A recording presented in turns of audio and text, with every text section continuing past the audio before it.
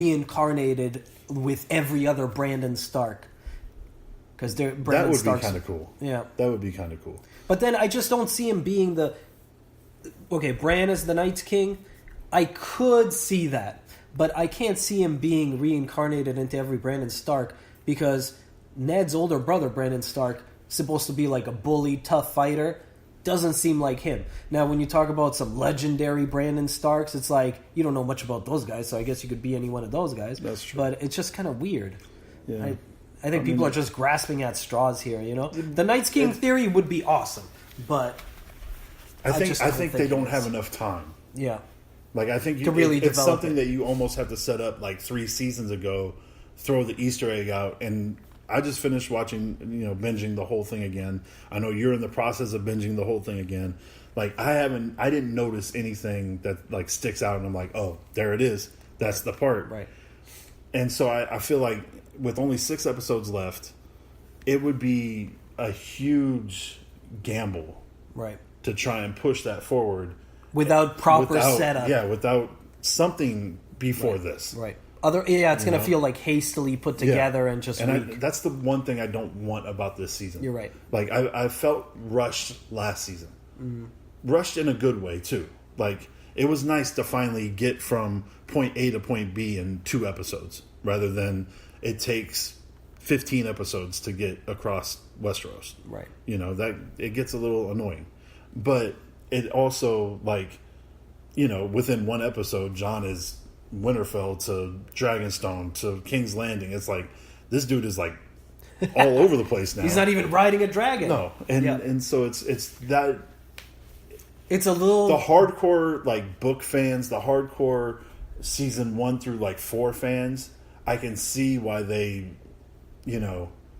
got their panties in a bunch over last season. Because with 7 episodes, everything was like, right, quick, And now with only 6, and they've released the runtimes, and we're looking at normal episodes for 1 and 2, and then 3, 4, and 5 are like 65 to 70 minutes, and then the last 2 are 82 minutes or so.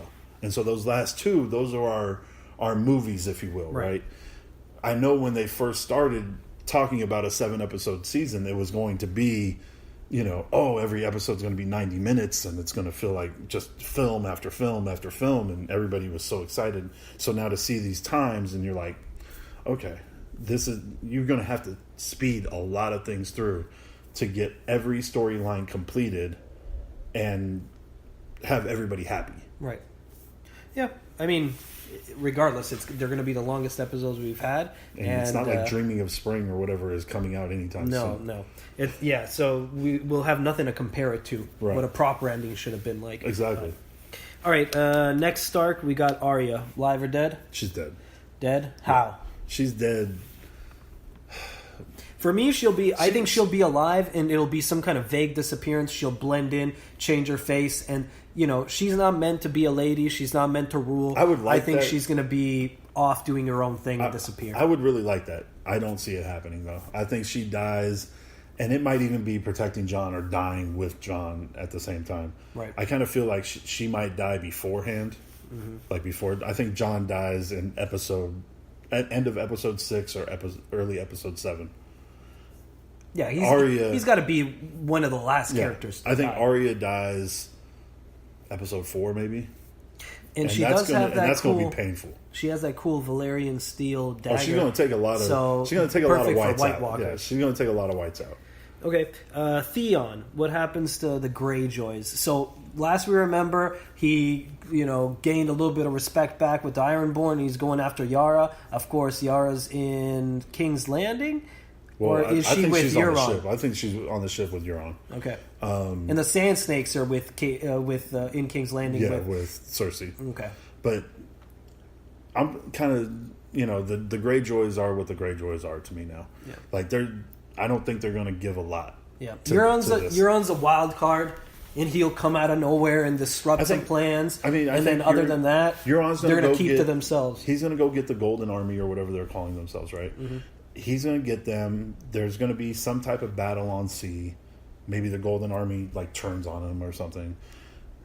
maybe Theon gets there, but it's going to be just not necessarily a throwaway, because I think the Greyjoys are a good family, but it's one of those things to me, like, I'm so like focused on Lannister, Targaryen, Stark, that I really don't care about any other family right now. And they're a non-factor for the Game of Thrones. Oh yeah, really. for sure. So it's like Theon dies. That's what's going to happen. He dies saving Yara. Okay. Euron's going to die. Yep. Either by Theon's hand or Yara when Theon rescues her, and then Yara goes back to the Iron Islands, and she basically rules there as an independent state of Westeros. Because that's what you were saying, that her and Dany they had came some to kind an of accord. agreement. Yeah, they came to an accord of like, okay, I'll give you whatever ships I have, and I'll be basically your admiral if you give me back my island. Mm-hmm. To be an independent kingdom. Yeah, so I think they're going to find their independence. I think Dany is one that you bend the knee to me, but I'm not going to rule over you with an iron fist. I just want you to be good to your people. Right. All right, next we got the Hound, live or dead? The Hound is alive to me. Okay. The Hound is going to fight. Defeats the Mountain. Yeah, Mountain's dead. Mm-hmm. Hound defeats him. Hound goes off, and I think the Hound ends up being what he was in season 6. When we saw him back, and he was with this with the this cult. Yeah, basically, like the. But they got attacked, and he sought revenge. So and he became the Hound again. Yep. So I could see that. I could see that as a plausible story for him. He retires. I could also see him being a Kingsguard for somebody, depending on who it is. I could see him being with Sansa. I can see him, if he does die, I can see him sacrificing himself for Arya. I could see him sacrificing himself. He sacrifices himself for Arya, and then Arya buys it anyway, right? You know what? Have you read the Tales of Dunk and Egg? I could see the Hound and Arya being a spin-off. The Tales of Arya and the Hound. Just a bunch of hedge knights just cruising through Westeros. That would be cool. That would be the best. It would be. I don't think it's going to happen though. No. I think we're in for some definite heartbreak in this season. Like, I don't. Half the characters aren't going to make it. Exactly. We've already said that we think Sansa's alive, and we think Tyrion's alive, and we think Dany's alive. Someone's got to go. Brienne's alive, and this, yeah, no. Yeah. If anything about Game of Thrones has taught us something, it's that nobody's safe. Yep. Especially the characters you think are safe. Yeah. And that's why I think Jaime's my wild card dead. And they want people dead. Yeah. Not only are they not safe, but they want them to die. And so, Jon could die in episode 1, and we'd all be like, "What the hell?" If no, God no. But I could see Jaime dying early.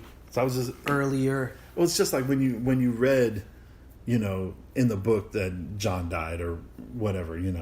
All he feels is cold. I think is the last line in his chapter. I was pissed. Yep. I wanted to throw the book out the door. It didn't give me that same feeling when I saw it on screen, because you already knew, okay, he's coming back. Right. You've already put everything together, what is it? R plus L equals J. You already did all of that, so you knew that he wasn't dead.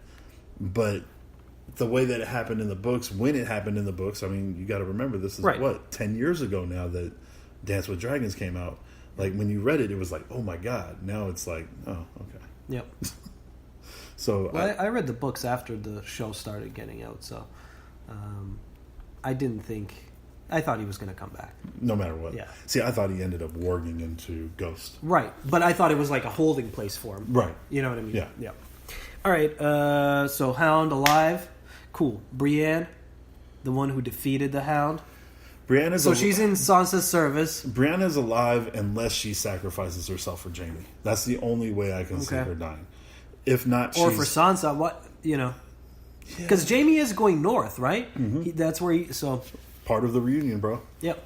All of that is going to happen in episode 1. We're going to see everybody back there. Well, that's where they're going to make their stand in Winterfell, right? So, I mean, the stand of Winterfell might happen in episode 2. Right. I'm thinking it's going to be episode 4, if I had to guess. But Well, You know, 'cause I especially don't if think- they're all I going don't to think we Winterfell, have- why would they go back? I don't to think we fight have and any then go- titles of like episodes yet. Mm-hmm. I know we have run times. I'm not sure we have titles yet. I'm thinking episode 4 is going to be our big battle. Yeah, but you're going to have two big Right, battles. You're right. going to have But I'm talking about the Night's Winterfell King, battle. and then you're going to have the Cersei battle. I'm thinking the Winterfell battle. Right. And you think they're going to get rid of the Night's King in one battle? I think it's going to be one of those things where it's like he might survive or whatever for the next episode, but it's going to be like you already know what's going to happen, you know?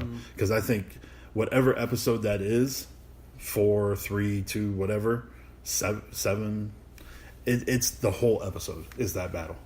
I don't think it's anything but that in that battle. So you're going to have setup, and then that whole episode is just that battle. Take you back to Blackwater, take you back to, you know, the Battle of the Bastards, take you back to Hardhome, where like most of those episodes, it was just that, you know, the wall Yeah, I episode. think that'll be great. Like that was just that. Definitely battle. one of my favorite episodes. It was amazing, right?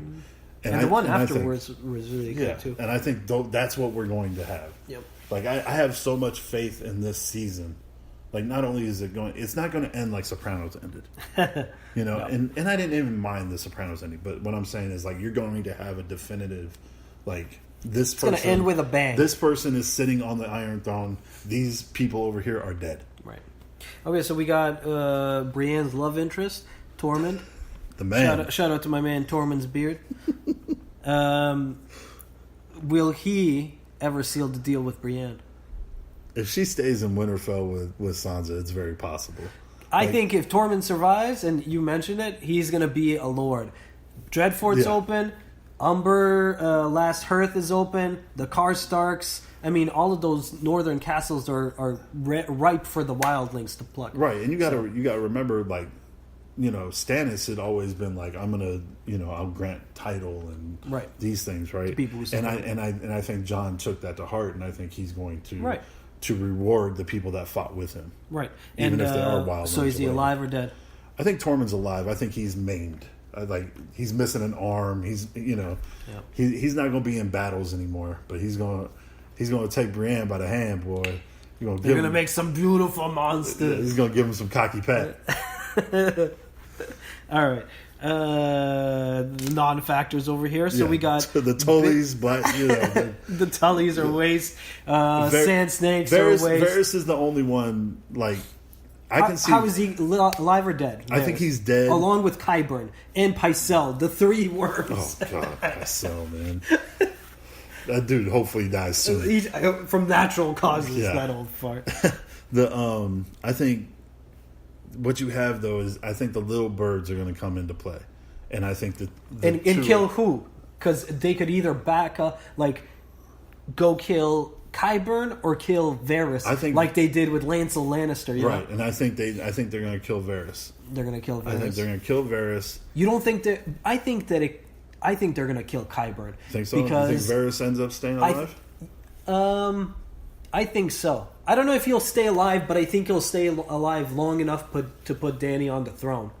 Oh. You know what I mean? Because I think it'll be something like Qyburn's like, "Come here, children," and then they're like, "Nah, our boy Varys told us to kill you," and then they, off Qyburn. Okay.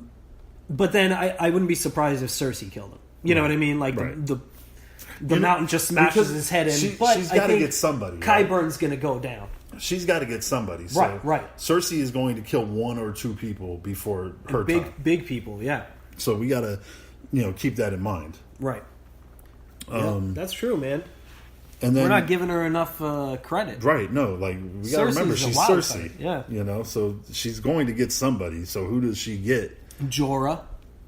Jorah's going to die. Jorah dies saving Jon as like the last gift of love for Dany because he knows that he Dany can't loves, earn her love. He knows Dany loves Jon. He saw that. Right. He saw that last season.